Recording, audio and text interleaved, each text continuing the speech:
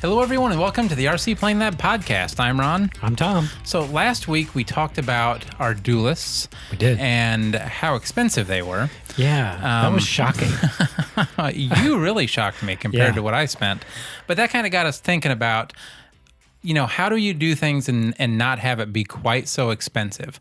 Right. So because of that, Tom has done some research and has found out some ways to do the hobby a little bit cheaper. Yeah, so that's what we want to talk about tonight. Ways that you could get in the hobby or participate in the hobby a little bit cheaper by choosing components, RC items that maybe aren't name brands, but might be off brands or something from you might find on Amazon. Yeah. Before that, also last week, we had the videos of the duelist that we released. And I noticed in that on my duelist, I had some wing flutter or some aileron flutter on the wings. Yeah, you mentioned that to me. And at first I didn't see it in the video, but upon closer examination, it actually looked like both of our duelists may have had a little bit of aileron flutter. So yeah, so I want to talk about how to fix that, what I can do on mine, and I don't want to have that anymore. So, well, let's talk about what it is. Well, I was going to say too, though, that's one thing to where I don't think we would have noticed that had we not had it on video. Yeah, because we couldn't hear it. You couldn't hear it. You On really either can't airplane. see it from the ground. No. It was just in looking at the videos after we had it, obviously, is when we noticed it. Yeah. And it made me a little uncomfortable. Yeah, like I said, we couldn't hear it on either airplane. So having that video was really kind of nice for that. Even Yeah. I mean, not just to record the maiden flights, but what flutter is. I mean, basically, you have a hinged control surface, and what flutter is a rapid oscillation of that control surface while you're flying, and it doesn't sound bad. But it can lead to catastrophic failure. If a hinge fails because of this extreme flexing and the high speed vibration of that, then you potentially lose that control surface. And if that happens on an aileron, okay, you lose your roll control. But if you lose something like that on an elevator, you have complete loss of control or the ability to maintain altitude, and ultimately, probably going to lead to a crash. So definitely a bad thing. If you can identify it before catastrophe happens, so much the better. Yeah, and nobody wants to crash. So anything we can do to No. prevent that, we're much better. Yeah. So one thing that I know I did not do on mine, and I had planned on it, but honestly I forgot. So I didn't Well, we seal. were in a rush, Well, too. we kind of were. We were trying to get them done. But I didn't seal the hinge gap from the aileron to the actual wing. So I don't know if something like that would cause a little bit of flutter issues. Can. And the other thing, like my ailerons probably are sitting a little farther away from the wing than they should be. And the reason I did it that way is because I probably didn't shape the ailerons very well when I did it. It was my first time. So You mean the leading edges of the leading ailerons. aileron. So yeah.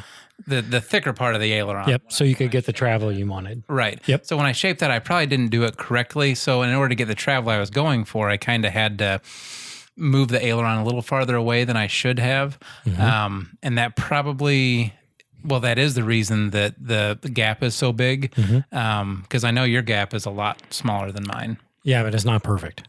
Well, I didn't say it was perfect. Right, I just right, said it of was course. smaller. So yeah, with that being said, would sealing it make that much difference? Sealing it would definitely help because what's going on is air is rapidly going from the top of the wing to the bottom of the wing through that gap, and that creates an eddy or a current or an irregular air current around that aileron, causing the flutter. Rapid, high pressure, low pressure. It's an aerodynamics thing that I don't really want to get into, but sealing that hinge gap is key to preventing flutter, and also having linkages that are nice and snug with no slop. Yeah, I didn't think I had a lot of slop in mine. Yeah. So I think that might be most of the issue with mine. I chose to use Z-bends at the servo arms, which usually is not a problem. But I may have drilled the holes in the servo arms a little bit too large. Yeah. So there's a little bit of slop in the wires. So that's an easy fix. I'll flip the arms around and drill the holes smaller on that side, and should be good to go.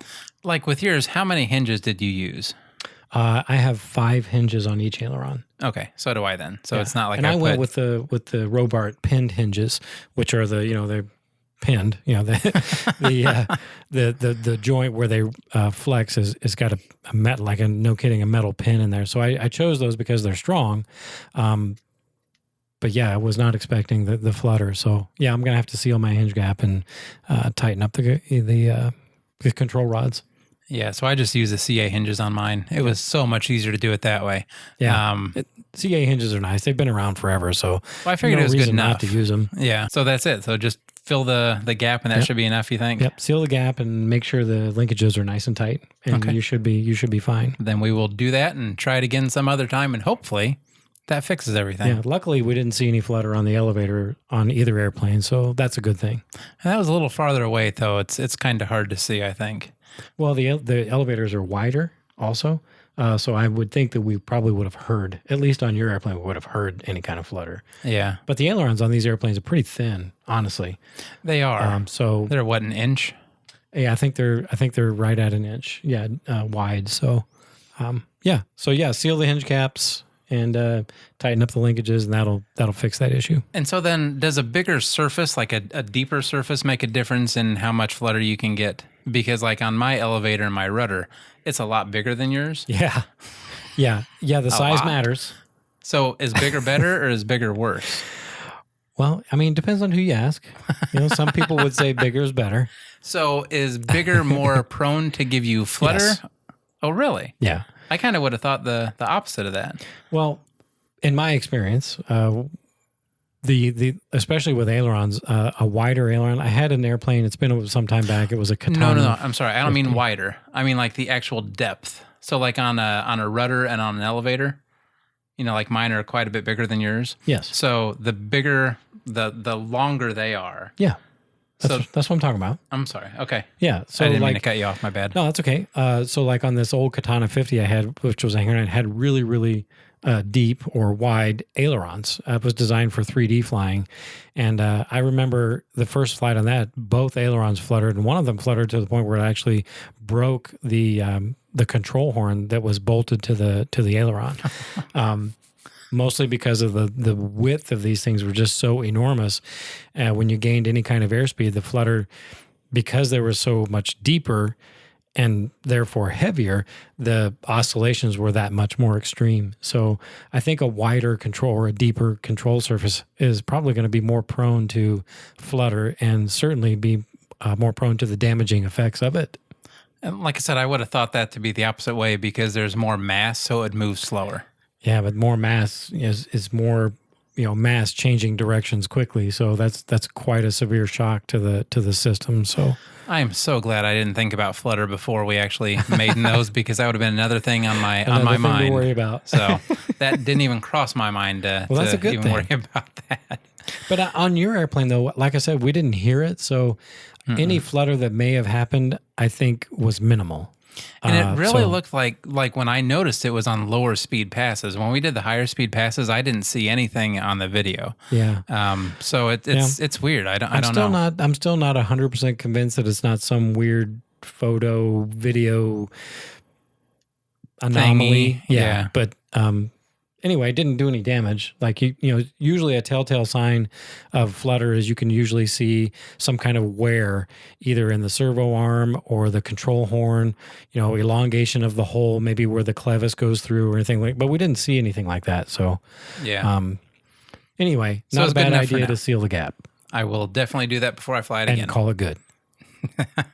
I like doing that. That's easy. That's a quick fix. Yeah. So, do you want to get into saving money? Yeah. I tell you what, I like saving money. It doesn't look like it. How much do you spend on your Duelist? Well, that's what got the whole conversation started, right? There were things that certainly that I could have done to save myself some money, and like I said in the last episode, some of the stuff that I accounted for I already had, so it didn't really cost me what I said it cost me. That's just what you would expect to pay if somebody didn't have the stuff already. Yeah. But certainly there would be ways to save some money, especially on a build of that size. And you saved quite a bit of money on yours too, and we'll talk about that with some of the cost saving measures we're going to go over. Yeah, I'm cheap. So the cheaper I can go, the better off I am. He is cheap. I don't have a lot of funds for this, so yeah, cheap All right, is good. So I'll start. I'll preface this first one by saying it used to be a lot cheaper to do this, what I'm getting ready to talk about, back in the day. Which was how long ago? It's been a while. Not going to get into that, but so blending your own fuel. For us nitromethane guys, or nitro fuel guys, or glow fuel guys, it basically is three parts. We've talked about fuel before in previous episodes. Our model engine fuel consists of two, sometimes three components. Basically, it's methanol, oil, and nitromethane in varying percentages. Back in the day, it used to be quite economical to blend your own fuel just using those three components that you could get. Methanol, which is basically alcohol, you could go down to your local race shop and they would sell it to you a gallon at a time for $3 or $4. Wow. Times have changed. Yeah. It's harder to get, especially some these other components like the nitromethane. It's hard to get and it's very expensive. So assuming that most folks for 10% nitro fuel pay about $30 a gallon, that's an average. I mean, obviously some folks pay less, some folks pay more. Here in the Midwest at our favorite hobby shop, it's about $30 for a gallon of 10% fuel. Gosh, that is just so expensive. It is, especially if for instance, my Duelist last weekend, I went through a lot. So 12 ounces times 3. So, 36 ounces of fuel just in those 3 flights. And those were relatively short flights. 5 or 6 minutes? Yeah, they were not very long. So yeah, you can go through a gallon of fuel in a weekend easily. Or more, maybe more than a gallon. Some folks can. Which is why I like electric batteries. So much as more. opposed to fuel batteries. That was both. That's why I like electric / why I like batteries. Oh, because they're cheaper. They are. No question. I'm not going to argue that point. So just for example, 10% fuel, I ran down some of today's prices. Probably the most economical way to do it is to start with a VP Fuels sells a 50-50 blend of methanol and nitromethane. It comes in a 5-gallon container. Like I said, it's 50% nitromethane, 50% alcohol. We'll just call it alcohol. 5-gallon pail of that. Today's price is $162. And with the ratios, ouch. Well, hold on. That will make, according to my notes, 24 gallons of 10% fuel. Okay. So I'm not gonna bore everybody with the details of the numbers, but you bored me with them earlier. So I did, okay. And I promised I wouldn't do that to our viewers and our audience. So basically, you start with that, and then you add varying amounts of oil and methanol or alcohol to the remainder of that to make about 24 gallons of fuel. And what that ends up costing you is about $23 a gallon. So it saves you a little bit. Yeah. It's kind of a headache, and then you have to go get the components and things like that. So if you burn a lot of fuel, or I could see this like as a club, a club that maybe burns a lot of fuel throughout the course of a season, they want to maybe get in together and blend 50 or so gallons of fuel. And obviously the more of this you do, the more you save, right? Because the stuff gets cheaper when you start buying it in larger quantities. Yeah. But then you also have to have metal containers to put them in. Metal's the best. True. And you have to have a way of storing 50 gallons or whatever you end up making. Well, luckily, the VP Fuels, it comes in a cool 5-gallon plastic drum. Okay. That's actually really, really super convenient. It's got an airtight lid on it that when you close it, it's for all intents and purposes completely airtight. Sealed. Yeah. Yeah, thanks. Airtight. But yeah, so you could save a little bit of money by blending your own fuel. I'm not sure that it's really worth, at least according to the numbers that I came up with, the convenience of just going to the hobby shop and getting 1 gallon or 2 gallons instead of trying to make 24 gallons and then selling off the gallons to your buddies or whatever. But that's one way that you can save some money in the hobby. Yeah, so how long do you think that fuel would last? Like, is that, you obviously probably won't go through 24 gallons in a season, so... Well, like I said, I could foresee doing something like this and then selling fuel to club members, or maybe the club doing this and selling it to the club members, But honestly, if you have fuel stored in, let's say, a metal container, like you said, which are the best, Yeah. 2 or 3 years in a sealed container that doesn't get opened is probably a realistic expectation for how long that fuel is going to last. Okay. So, Well, that's not too bad then. yeah, I don't think so. Certainly, I could probably burn 5 to 7 gallons of fuel in 3 years' time easily. Well, if you had your way, you'd do it in a year. Yeah, if I had my way, I'd do that in a summer. But yeah. So like I said, I'm not sure if it's worth it, to save $7 or so for a gallon. But in like a club situation, I could see that as a cost saving measures. Is a cost saving measure. That's a tongue twister. It is. To pass along to your members. Well, and $7 a gallon adds up over. Would you say how many that make? 24. That makes about 24 gallons of fuel. So 7 times 24, you're almost $175. Yeah, that's not nothing. No, that's not So nothing. there you go. That's one way you can save some money in the hobby. Another way, and this is like one of your favorite ways, creating your own balsa sticks. Oh my gosh, yeah. Like, I don't know why that blew my mind so much when we were up at the hobby shop and you said, "Here, buy this." That changed my life. Yeah, it's a game changer. I mean, really, the pricing on it just drops dramatically. And it's so much easier. So It's crazy. It's crazy how much money you can actually save by taking a 1/4 inch by 3 inch wide plank and cutting it down with that cool Master Air Screw balsa stripper or another tool that will do the same thing and make that into whatever size sticks you need. It's crazy the amount of money you can save by doing that. And that's probably the only way I'm going to do it from now on. Like, to be honest, because it's not worth not doing it. Yeah, I'll probably, I'm not going to say never. Never's a long time. That's true. But I don't foresee myself buying 1/4 inch by 3/8 or 1/4 inch square balsa sticks for a while. Now that I've broken out that Master Air Screw tool. Well, and the thinner it is, or the easier it is to cut too. Absolutely. Like 1/4 inch kind of got to be a little bit problematic for me at times. Well, with hard balsa, it can be. Yeah. But medium to soft balsa, man, mine anyway goes right through it.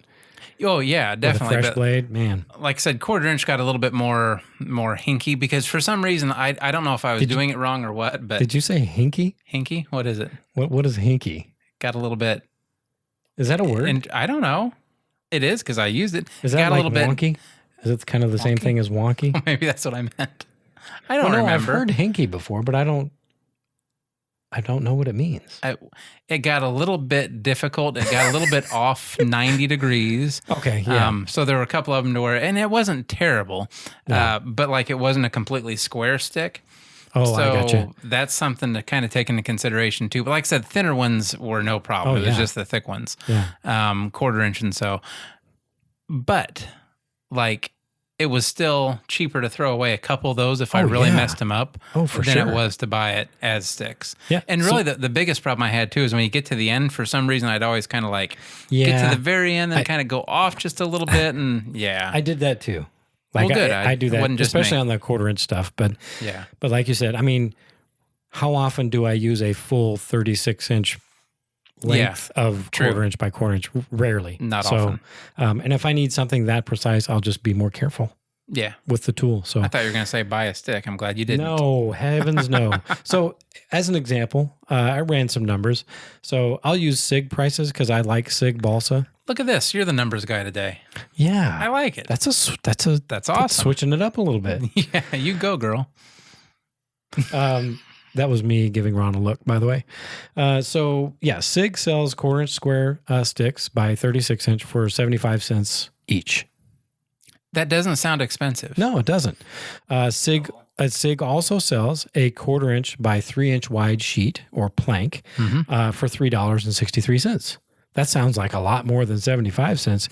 But listen, you can get 12 1/4 inch square sticks out of one. 12. 12? 12. By the way, it's usually 11 because I always have one that doesn't quite work out. Okay. Like that last one kind of gets hard to do. Yeah, So I follow you, but in optimum conditions, let's say everything goes right, you can get 12 sticks because you're not taking a kerf. No, you're not. Like you're not running them. You're not removing material. Exactly. So you can get 12 of those 1/4 inch square sticks out of a 3 inch wide plank. And when you do the math, That comes out to 30 cents each which is a lot better compared to 75 than cents. 75. Yeah. So that saves you 45 cents per stick. And if you multiply that That's by like 12, 40%. that's $5.40 over that 3-inch wide plank that cost you $3.63 saved you $5.40 over 12 quarter-inch square Wow. sticks, right? Yeah. So and that's just one example. Like if you're doing a large build, imagine the savings if you're doing like 1/4 by 3/8 or 3/16 by 1/4 or 1/8 inch by 1/4. I mean, the savings it just gets, the more you get out of it, the crazier the savings gets. Well, and really, it's not just the savings on how much you save money-wise, but it's the savings on space to where you can keep 3 or 4 inch wide pieces of balsa, and that will make 1/4 inch wide. Right. That will make 3/8 inch wide. If you need 1/2 inch wide, you can do that. If you need 1/8 inch wide, 1/8 inch by 1/4, you can do it that way Whatever, too. Yep, you can make it whatever. Like that tool, I mean, that tool will pay for itself the first project. And then some. Well, the first sheet, pretty much. I Well, mean, yeah. really. Yeah. I think it's what, $10 or something? was about That's what I $10. paid for mine. Yep. Yeah. So no brainer. And you don't even have to have the tool to do it. You could fabricate something in your shop to strip, or to rip, sheets of balsa to whatever length or width you need. Yeah. So yeah, cutting your own balsa sticks saves you a lot of money, especially over time. Mm-hmm. So anyway, one other way you can save money in the hobby. What else? How about this? How about using non-hobby grade products compared to hobby grade products? For example, let's talk about tools. Okay. Okay. I like tools. I'm a huge fan of Harbor Freight tools. Like I buy a lot of, like not just my hobby tools, but like tools I use to work on the cars or the bikes or whatever. I have a lot of Harbor Freight tools in my toolbox at home. It depends what it is, but I have several too. Especially things I know I'm going to use like once or twice, but don't want to rent. Yes. Comes from Harbor Freight. Right. Because I'm not making money with it. So it's not like it's a contractor thing where I'm doing a bunch of work with it. Mm-hmm. So if it lasts me 10% as long as an expensive one does, Worth for it. me, that's still a lifetime. Yeah. Yep. Totally worth it. So, So I'm going to pick on X-Acto first. Okay. oh, that's mean. I'm going to preface this by saying I really like X-Acto products. Mm-hmm. They are very fine quality products. I'm not going to, and I have a lot of X-Acto products in my tool box at home. But I tell you what, I also have a lot of Harbor Freight hobby knife sets or pieces of hobby knife sets in my collection. For example, Harbor Freight sells a 13-piece hobby knife set, and I'm not making this up, for $3.99. Comes in a wooden case, and it is nearly identical to the same X-Acto set. Same number of pieces, same blade shapes, same handle sizes, same way they work. I mean, they're nearly identical. X-Acto sells theirs for $23. I will say, though, some of the cheap ones are too cheap. So, like, if you go to a dollar store or something like that and you find some of these, that it's $1 for 2 of them with a couple blades, I've tried those before and I don't like them. Okay. So there is a way of going too cheap on things. Okay. Like, I know it's about saving money, but you need to get something that's quality at the same time. I don't disagree. Mm-hmm. However, I will say, when you say you need something of quality, so I'm not making a living with these tools, and I'm cutting, for the most part, fairly soft materials. True. So I don't need something that's going to last me 50 years because I'm working in a production line making my living with it either. But I've had just hobby knives in general, like the X-Acto type knives. Okay. I have gotten some from the dollar store, and the first time I screwed it in to put a blade in, it just strips. Oh, well, that's So okay. that, like I said, that's the kind of stuff Yeah, that a tool that is not useful at all. right. Yeah, that's not what we're talking about here. I personally have experience with the Harbor Freight tool set, and have yet to have that particular issue. I will say that the quality of the edge on the blades probably not as good or fine as X-Acto, but I mean, when you're saving $20, I mean, I can buy a lot of blades for $20. True. And we're cutting balsa. Right. Or covering or, So it's not like Exactly. it's going to be doing anything difficult. Yeah. And speaking of blades, the most common blade that we use, Number 11. number 11. Number right? 11. You can buy those in bulk. X-Acto sells them in bulk. And when I say in bulk, I mean like the packages of 100. Yeah, that's what I bought. Amazon, you can get them on, sorry about that. You can get them on Amazon. You can get them, Hobby King sells a bulk pack. It used to be, if you were a hobby shop, you could get bulk packs from Horizon, designed to sell them in the shop. You break them down and sell them individually, and that you could make a little bit of margin on that. But X-Acto sells their 100 pack for $35. Wow. I think the last ones I bought on Amazon were like $11.99. $11.99. Yeah, that's what Is I've that- got here. That's pretty good savings. Yeah. Pretty good savings. So that's And I'm you know, still working on that first pack that I bought, so I'm still doing pretty good I with go it. through them a lot. Like I'm not afraid to change them out when stuff gets hard to cut, especially monocoat or I'm the cheap. covering material. I'm cheap, so I like Well, to I make like them. a nice sharp edge, use. on my covering. So Well, I like to make them last. yeah, That's what trim's for, right? true. But you want your trim to be straight too. Well, straight. Yeah, you're right. No, you're right. I think I went through probably 15 blades doing the Duelist. Oh, okay. Well, that's probably about what I went through. Okay, so I So- don't feel too bad. Okay. Yeah. And that's balsa and covering. Right. Exactly. Yeah, and I used one knife for the Yeah. whole project. Yeah, me too. Yeah, and I just replaced the blade. Okay. Next tool.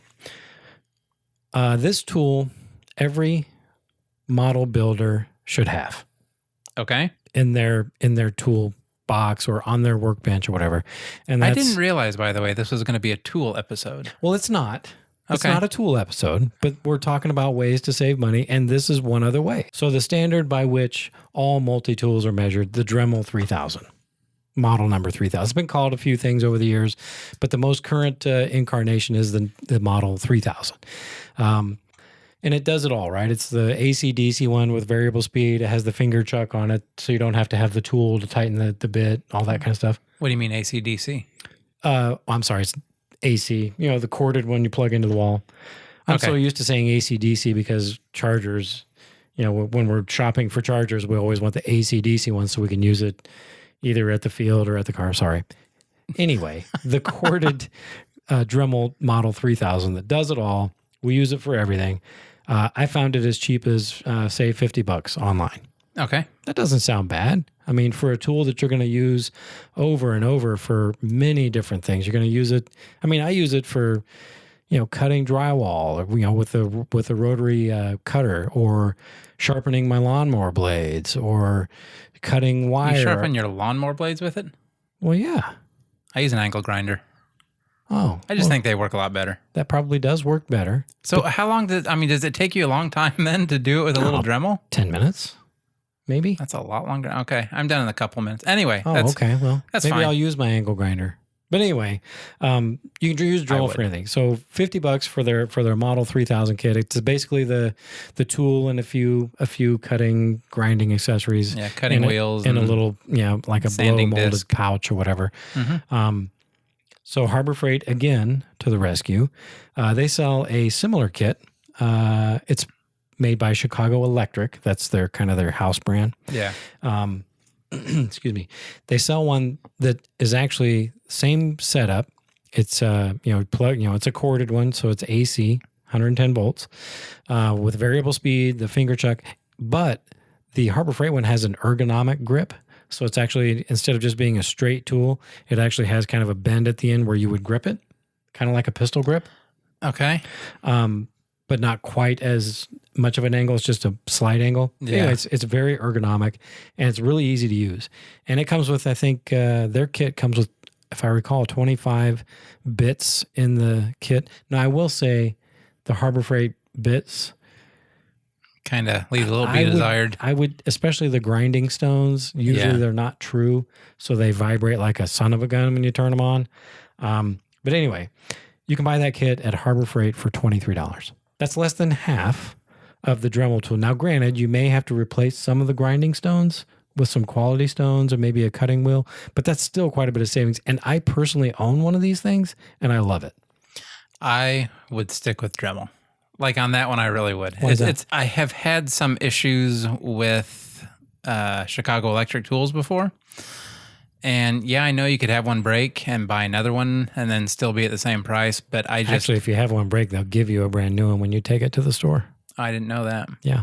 They Lifetime replacement. I don't know. Then they're probably great. Then maybe perfect. Use that. But there are still some things that I won't go cheap on. I understand. Me too. Yeah. And we'll get to those here in a little bit. Now, I do have a Dremel Moto tool. And I'll be honest, that one is my go-to. Yeah. And I can understand that. But not because it's any better or any better quality.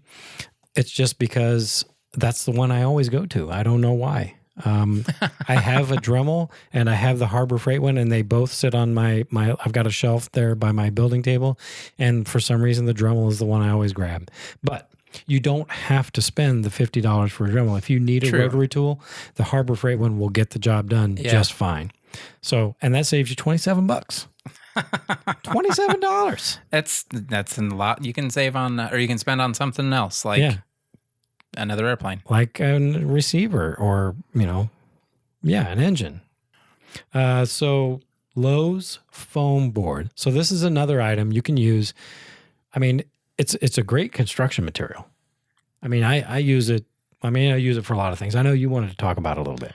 Well, I don't know what kind you're talking about yet. Like, so the foam I'm talking about is like the pink or blue foam board. It comes in 4x8 sheets in various thicknesses, and that is an extruded, I think, foam. So that's the extruded foam. That stuff is great to like. I use that for cutting boards. Yes, I cut all of my stuff on. I think I have 1.5 inch, just some pieces of 2 foot by 4 foot, 1.5 inch extruded foam. Yeah, it's great stuff. Now you can get the expanded foam too, which is the white, the beady looking stuff. Is that the stuff that like when you break it, it throws little white pills all over the place, little balls? Yes and no. So there are some that do that. If you get the really, really cheap stuff that they use for like packaging, that will break off like that. If you get like a good quality expanded foam, it won't break apart like that. Okay. You can make it break apart like that if you really want to, but it doesn't just break apart like it would on the packaging stuff. Okay. So like when we build the wings for the tri-motor, we're going to want to use the 1 pound density EPS stuff. So we'll have to get some of that because that's the easiest thing to cut with a hot wire cutter. Probably cheaper than the extruded stuff too. Probably. A little bit, yeah. Okay. But it's definitely lighter. So. Yeah. Well, because it's got air kind of incorporated into the process, right? Well, they use steam to expand the pellets, and that's what makes them stick together. And then the amount of steam versus the amount of pellets that go in is what gives it its density and all that. But that's getting a little off topic. Okay. Well, the 1 pound is just light and strong for what we would need it. Okay. Yeah. All right.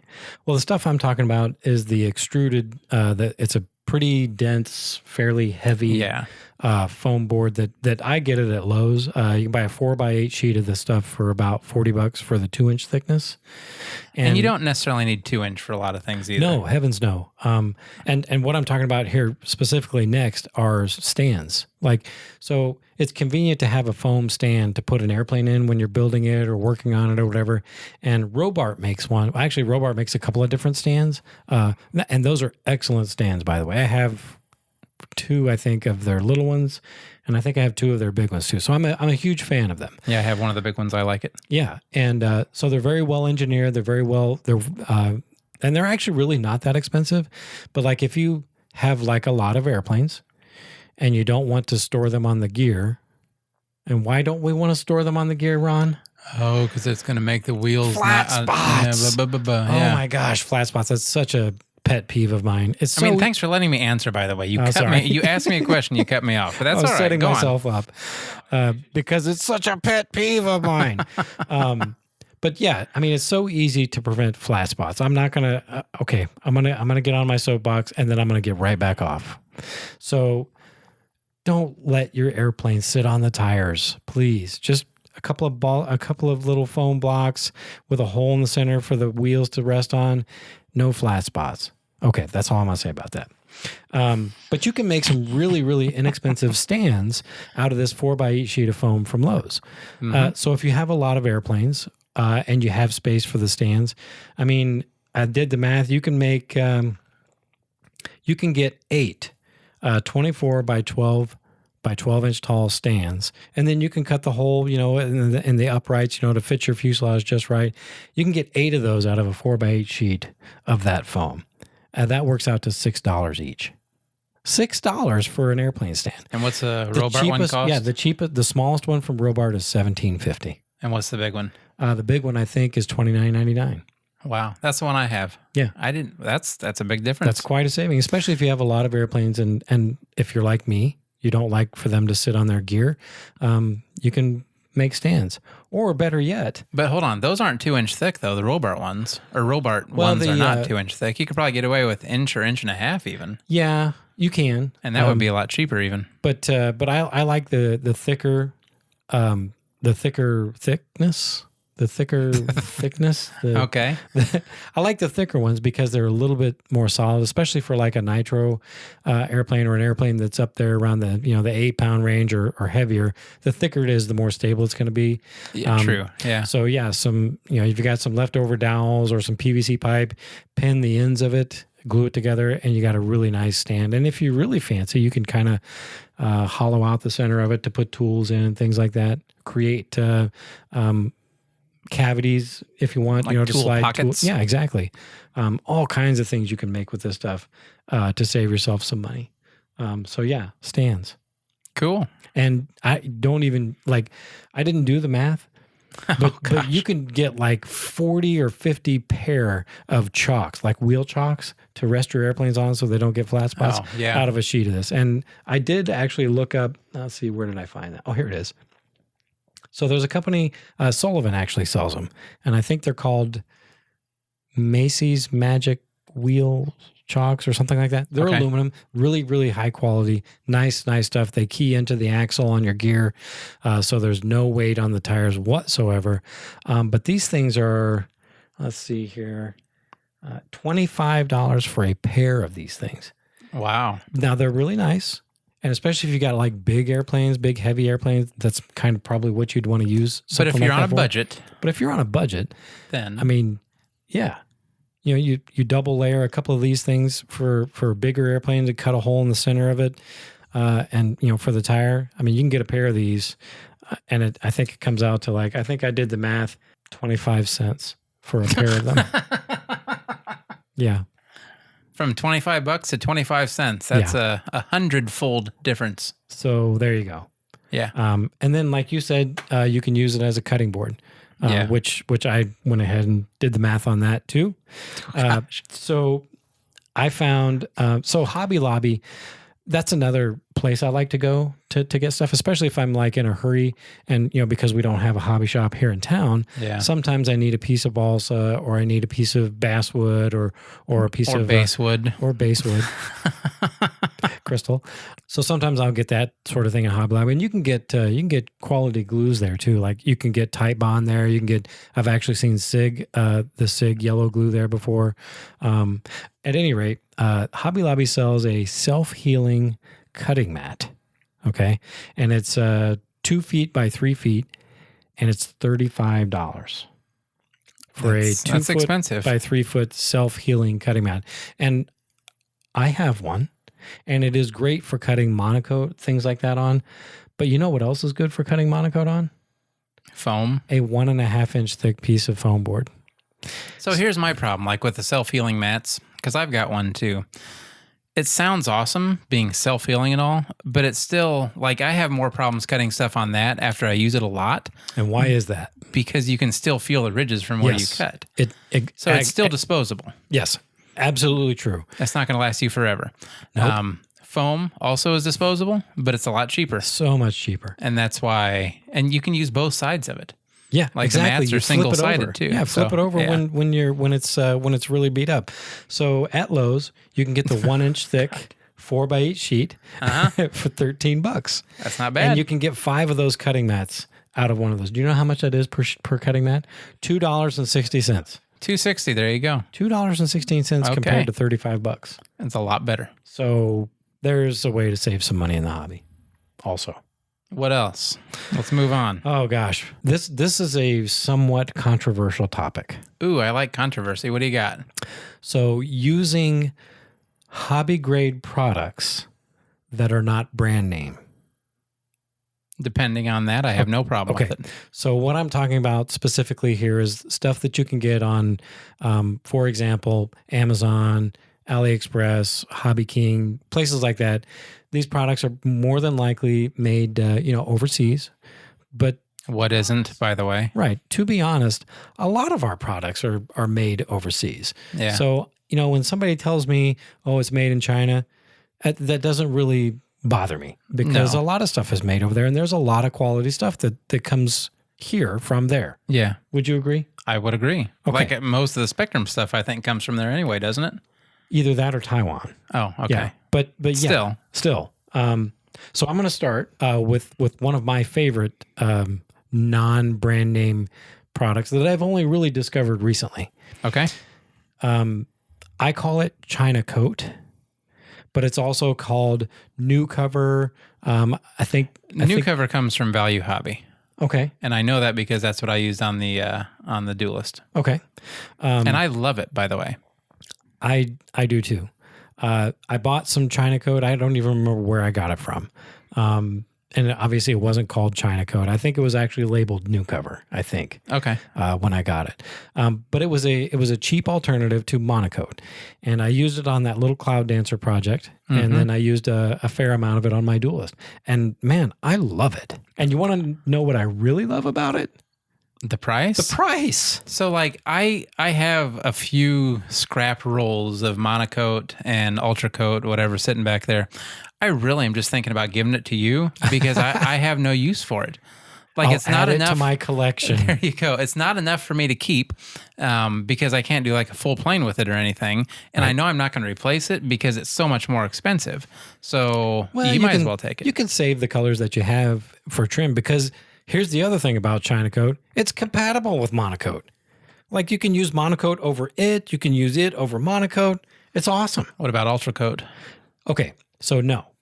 Okay. Easy enough. There we go. Ultra Coat, like I've had, well, I like Ultra Coat. Okay. I'm not gonna, poo poo Ultra Coat.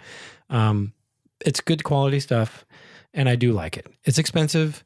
But the problem I have with Ultra Coat are sags. And I know it's probably my technique. I get that. There's a way you need to apply it, but I have, over these many years, I have yet to develop a technique that doesn't give me sags when an airplane has been sitting out in the sun for a while. Oh, okay. Monocoat, I don't have that issue at all. Okay. So, and now with this other stuff, I'm totally sold. And here is the kicker.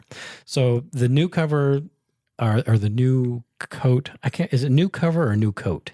New cover. New cover. It comes in a 5 meter roll. I was going to say, where do you buy that? Because mine wasn't. It's a 5 meter roll, which is about 15 feet. It's about 16 feet. It's actually over 15 feet. Okay. And it's for standard colors. In this case, I looked up red, bright red, $13 for a 5 meter roll. I paid 15 or but 16-ish bucks or 16-ish feet, right? A comparable roll of Monocoat Missile Red, okay, retails for a 6-foot roll. 6 foot is 6 nothing. foot roll for $15. Same price. Well, a little bit more expensive for a lot less for than a half. lot less. So if you do the math, I did the math. The Monocoat is roughly $2.50 a foot. The new cover is less than $1 per foot. Yeah. Like I said, I have no reason to use anything else. So when I got mine, I was afraid to use the metallics because I've heard people complain about that on some of the cheaper covering. Yeah. But I use a metallic red. No, I didn't. I use metallic blue. I was going to say, Like, where what did did I do red that? on that airplane? I use metallic red. Oh my gosh. I use metallic blue. this color. That color. See, maybe that's it. I've got red right here. So I use metallic blue and I use metallic silver. and Yeah. I had no problems with them whatsoever. It looks So, fantastic. Yeah, Like I think the covering did well. I've used Monaco for years and years and years, and occasionally, and it has something to do with the probably the heat that I'm using, but occasionally with metallics, especially on compound curves, I'll get like a smearing of the metallic, Yeah. almost like it liquefies and then it loses its like Metallic-y grain stuff. direction. Yeah. I didn't see any of that Yeah. on your new cover. I didn't on that either. metallic stuff. So, yeah, I'm a huge fan. Saves a lot of money, and so far, so good. I've seen the stuff sitting out in the sun. It doesn't sag. It doesn't Yeah. seem to be letting go. It doesn't seem to be getting what's the word? Over time, brittle. Like sometimes Monaco Well, can get brittle. I've not had it long enough to know if it gets brittle. Well, but I mean, we've had honestly. it in some pretty cold weather. Like yours has been sitting out in the car now for a few days. Shush. And it's still pliable. Monaco sometimes can get brittle. So, Yeah. so there you go. A non-brand name hobby grade product that saves you money. Yeah, like I said, I have no problem with that. So Yeah. Okay, so here's my next example of a non-hobby brand named servos. I mean, servos. Amazon, I mean, you type in RC airplane servo in your Amazon search bar and you will get a ton. conservatively speaking, 20 pages worth of low-cost servos. Yeah, And you've used some. I have. I have as well. Nothing bigger though. So I've not used any of the bigger ones on anything, but I have used like the 9-gram ones for things I don't really care about. Yep. So In this Yeah. example, me too. And that I think is usually what most folks probably gravitate towards on Yeah. Amazon when you're doing the servos. But just for example, I looked up a standard analog, basic, standard size RC servo, something similar to like a Futaba S3003 or a Hi-Tech 311 or a JR 501 or a Spectrum ST4, a standard basic servo. Okay, so a Hi-Tech 311, it's about $10 each. The Futaba 3003s, I think you can get those for $11 to $12 each for a decent, a brand name servo, right? So I tried to find one on Amazon, and I found one on Amazon, and it sells in a 4-pack for $20. That's So half price. $5 per servo. Yeah. Now, I will caveat that by saying I have not used any of those particular servos. yeah, me neither. But I think I'm going to. And I'll get to this here in a little bit. We're going to talk about a radio here soon. I may buy a few of these servos And just test to them. try them with this radio that we're going to talk about and really, see how they perform. Do they perform like a $5 servo or do they perform like a comparable, hobby grade or hobby brand name servo? We'll see. But anyway, that's another way you can save some money in the hobby, especially on the smaller stuff, which I've had no problems with the small servos I've gotten from Amazon. I've never had one stop working. I've had them where they came dead, but I've Oh, never really? had one stop working. Oh, okay. Yeah, Now I've had like the 9-gram ones. yeah, I've had Hobby King servos like the They're all the HXT, same. whatever. I've They're all had the some of those come dead. They're all the same. But I mean, really, true. But probably all made in the same factory. I probably are. So I don't really want to talk about this one, but I feel like we should. Receivers. This is a topic you and I disagree on. And that's Yeah. okay, Yeah, we do. because it goes back to the fact that you don't want to use inexpensive receivers Period. ever. And they really don't bother me. Now, that could change quickly, but I've never used a Lemon RX before, but I've used several of the orange receivers, and I've never had a problem with any of the orange receivers. Like, I've said it before, the only time I've ever had an issue with a receiver going out on me and losing signal is a Spectrum receiver. And I'm not talking about the big yak either. I'm talking about that small little pizza box looking but- little airplane. To be fair, you have had issues with the Yak also. Well, that was completely on me. You don't think That that was- was receiver related? Well, it was receiver related, but it was because of the power system. Okay. It was pulling All right. too much power through it, so it browned out. Okay. All Now right. that had I'll nothing to give do you with that signal or anything. So the only time I've really lost signal completely has been through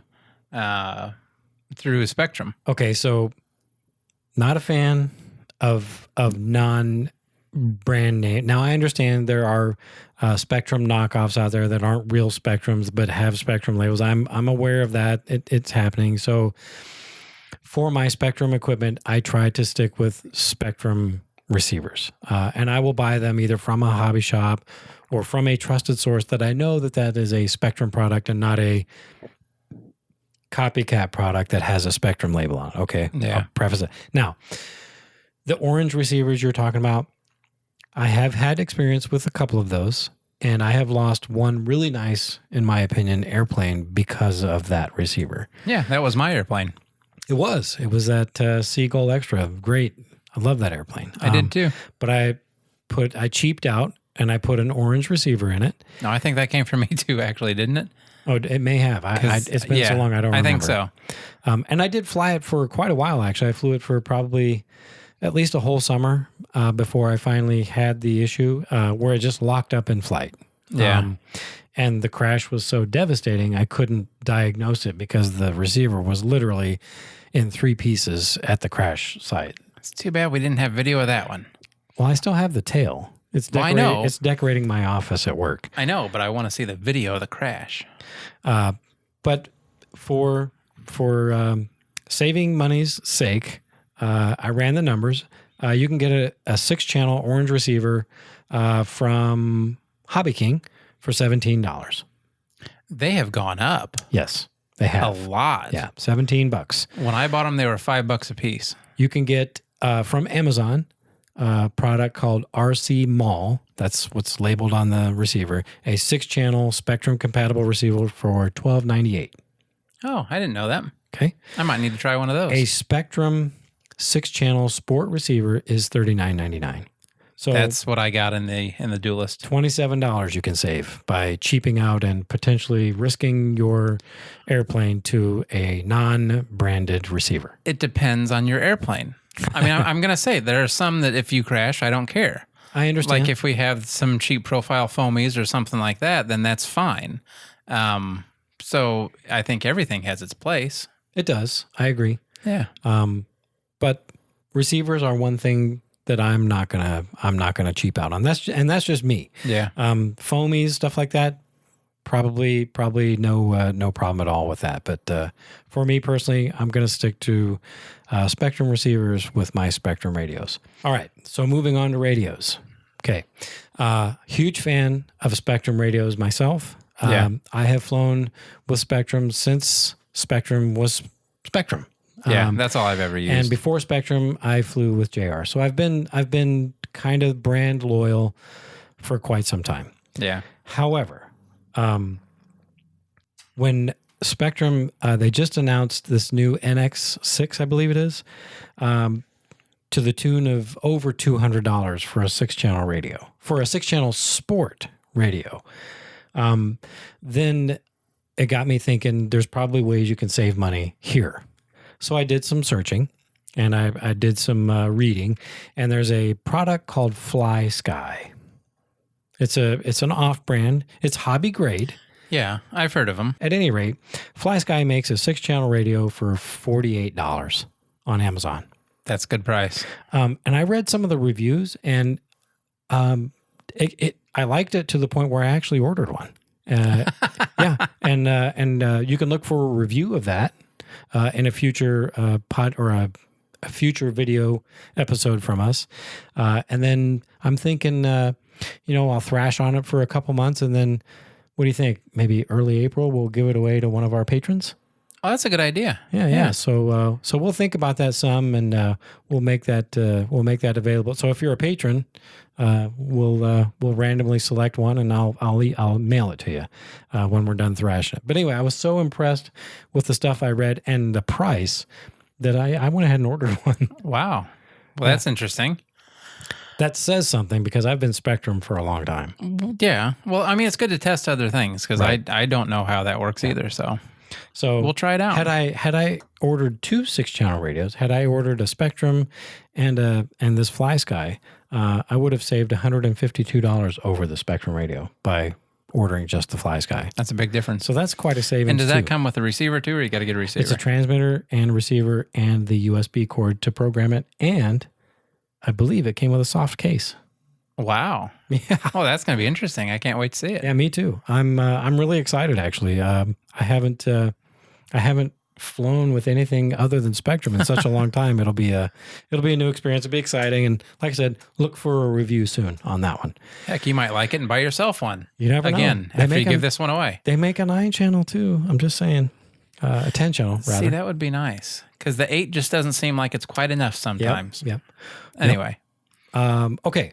Next, and I'm going to make this brief, engines. So gas, nitro, that sort of thing. So I chose a 30cc just for an example. Aceto FG30B is $600.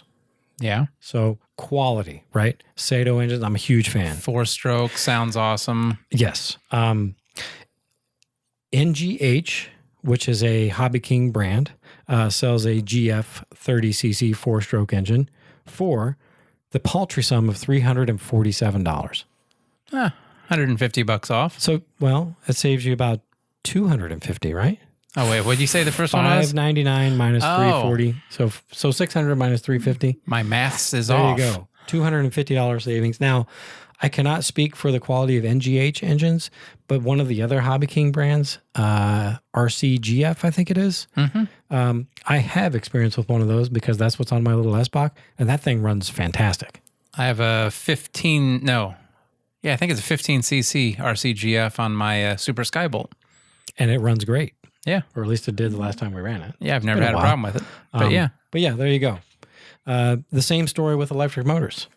I chose a fairly standard, and I have to admit, Ron is the electric motor guy. He's got the most experience, but to try to keep it simple for my little brain, I chose the Power 32 size electric motor. Turnigy sells one for $37. Great Plains, the Rimfire 32 is over $90. The E-Flight Power 32 is $75. Yeah. So minimum $37 savings just in your choice of electric motor, at least in that size range. Yeah, and I really don't have any issue with going with cheaper motors. I don't either. Yep. I mean, they work you the chose same. them. You put them on your dual list. I did. And Actually, they run fantastic, I think. the ones I put on there were $23.99 a piece. Nice. And they work great. I have no problem with that. See, I think the whole going with cheap as opposed to the name brand, I guess, if you will, kind of goes back to when I was doing RC cars, like just at home racing with my neighbor.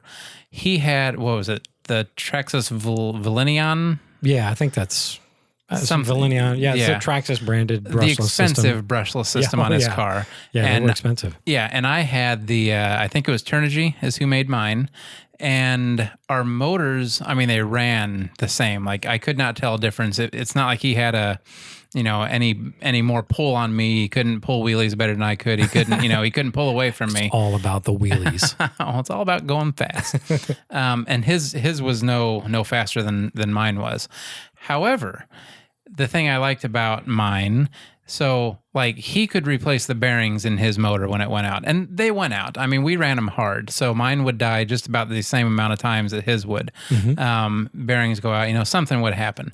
So he could replace the bearings in his. I just replaced the whole motor, and it was the same price.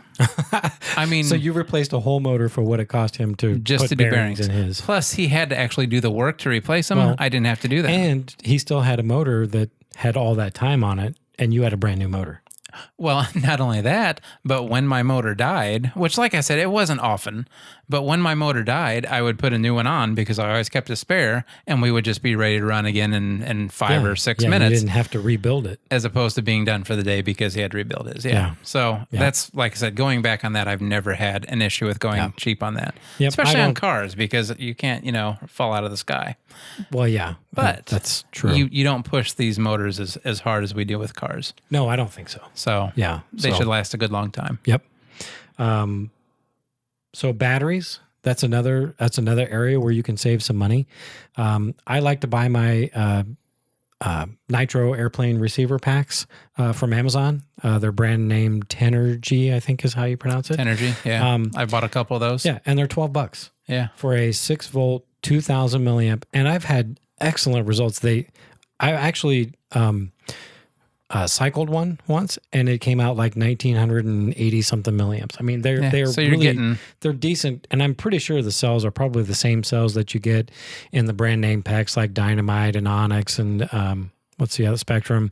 But yeah, so for comparison, the Onyx, which is a Hobbyco brand, same battery, 6-volt, 2,000 milliamp, $25. Wow. So I have no trouble at all cheaping Saving out half. on the Yeah. batteries Yeah. because I've had good luck with them. And I mean, I buy 2 or 3 of these things at a time, and I don't mind swapping out a battery after 3 or 4 years just for that peace of mind. At $11, $12, that's cheap insurance. And you do that on a name brand one too. So it's not like you're doing that only Exactly. because it's a cheap one. Right. Yeah. The same sort of savings can be had on lipos also. So for the numbers I chose like kind of like a standard 3-cell 2,200 milliamp lipo. eFlight sells one for $30 with a 30C rating. Amazon, you can get a 2-pack of a 35C rating for the same price. So half price. So half price. Yeah. And I have used some Amazon, I'll just call them Amazon lipos, and I've had great results with them. Yeah. Now, do they make as much power as like the brand name ones? I don't know. Would I notice? Probably not. Yeah, it depends. I mean, if your C rating is that high anyway, you're not going to tell. I don't think you're going to tell much difference in them. Like you said, I don't push them that hard anyway. So, on batteries, I don't have any heartburn at all spending the money at Amazon for those. Yeah. And the same thing goes for electronic speed controllers. I don't mind cheaping out on the speed controllers because the ones that I've had that I've actually had experience with from Amazon have been fine. Yeah. Once again, that's why I'm running the Duelist. I think the that's right. 80 amp speed controller is what I'm using, and it was $29.99. Yeah. Okay. Perfect. So a Castle 90 amp, which is about the same specs, $65 for one. Yeah. Amazon for a 4-pack. So here's another example. eFlight makes a 40 amp ESC with a 4 amp BEC for $29.99. Okay. On Amazon, a company called Ready to Sky. I think that's the brand name of the ones that you got. Yeah, that's what I have in mine. You can get a 4-pack of 40 amp ESCs. Now, granted, these are probably marketed to quadcopter kind of guys because there's 4 of Hence these the in the 4-pack. package. Yeah. But I looked up the specs, and they each have, I think it was a 3 amp BEC, which is normally plenty for any of the electrics that I'm going to fly. Especially in the 40 amp size. Yeah, a 40 amp 4-pack for $40. So That's $10 $10 a piece. each. Yeah. Yeah, so that's quite a savings. And I had a little note here. If you wanted to go bigger, you could save even more. Your 80 amp ESC is a perfect example of that. So last and not least, battery chargers. So I'm going to go back a little bit to the car days. I used to spend big money on racing battery chargers, right? I mean, like ridiculous. Big money. Okay. Competition Electronics back then, they made a product called a Turbo 35. It was back then computerized chargers were like just coming on. This charger was like $375, I think it was. And it was gosh. And it was DC only. Like you couldn't just plug it into the wall. Didn't even have and a use power it. supply in it. No. So times have changed. And just as I was getting out of RC racing, chargers were getting really, really reasonable. In fact, I think there was a charger called IMAX, IMAX. Yeah, and it was a DC only charger, but it was $35, and it would do every battery, like every type of chemistry. Is that like the B6 or something, I think? Exactly. Yeah. Yeah. And that's what I used for my comparison here. And you can actually still get that. That charger has been upgraded over time, and quite a few different names sell the charger, but it's all the same charger. In fact, it's still called the IMAX B6 AC. and this is where that AC DC thing comes in. Okay. You can plug it into a wall, or you can hook it onto a 12-volt battery. $48 you can buy that charger for. Wow. So they've gone up too, though, because I bought the Yeah. Thunder B6 with the AC adapter built into it, and it was $35. Yeah. But still. They have gone up some. But this one, like I said, it's AC DC, and it will charge every type of chemistry. It'll Yeah. do lipos, lifes, lithium ions, the nickel metal, like NiCad. It does them all. It'll even charge a 12-volt lead acid battery, Yeah. like a car battery. I've used mine to charge Piper's Power Wheels. Yeah, perfect. I mean, they work for that. Yeah. Did a great job. For $49. So a similar brand name, charger that's out there, High-Tech, which is a name that I really like. I actually have a High-Tech 4-port charger, which is So do I. going back a few years, but it's a great charger. DC only. DC only, exactly. You have to use it with a 12-volt power supply or hook it onto a battery. But High-Tech makes one now that's AC/DC. It's called the RDX1. It's relatively new. And really, though, price-wise, I think this is pretty reasonable, $63. That's not bad. And it does same thing. It does every chemistry, probably does a little bit more as far as like you can probably safely cycle lipos and things like that with this charger. So price wise might be a wash for the features that you get, but still, if you're new to the hobby and you want to spend as little as possible, the IMAX charger for $48 is certainly not a bad buy. Yeah. So there you go. I agree. That's my list. There are some ways that you can save some money in the hobby. And you don't have to be like us or be like Tom and spend $1,000 on a plane. Right? Right. There you go. Exactly. I mean, bottom line, we want to see people enjoy the hobby. We want to see people get in the hobby and then not be discouraged because of how expensive it is or how much they crash or any of that stuff. We try to enable. That's what we're doing. We're enablers. We are. Well, that's what we should be. We should be. It's a great hobby. It is a great hobby. So, I mean, if it wasn't a great hobby, I wouldn't have been in it for so long. And the cheaper, the better. Like, I agree. I mean, I think that's a good takeaway because you don't want to spend more money than you need to. Yes. So, And I will say this, only cheap out where you're comfortable cheaping out. Right? Yeah. Like, or only spend the extra money where you're comfortable spending the extra money too. I guess that's probably a better way of putting it. Spend the extra where you feel like you need to. In my case, I don't cheap out on receivers. Ron's case, he cheaps out on everything. I do, because I don't have the millions of dollars that you have. Yeah. Right. But no, I do try and get deals when I can, and I have not been bitten yet. So, yeah. And we didn't even touch on used equipment. That'll be for a future episode. That's a good idea. This has been long enough. Yeah. They've listened to us ramble long enough. So hopefully. Yeah, with that, I'm all done. That's all I had for this episode. Okay. How about you? I just kind of sat here, so we're good.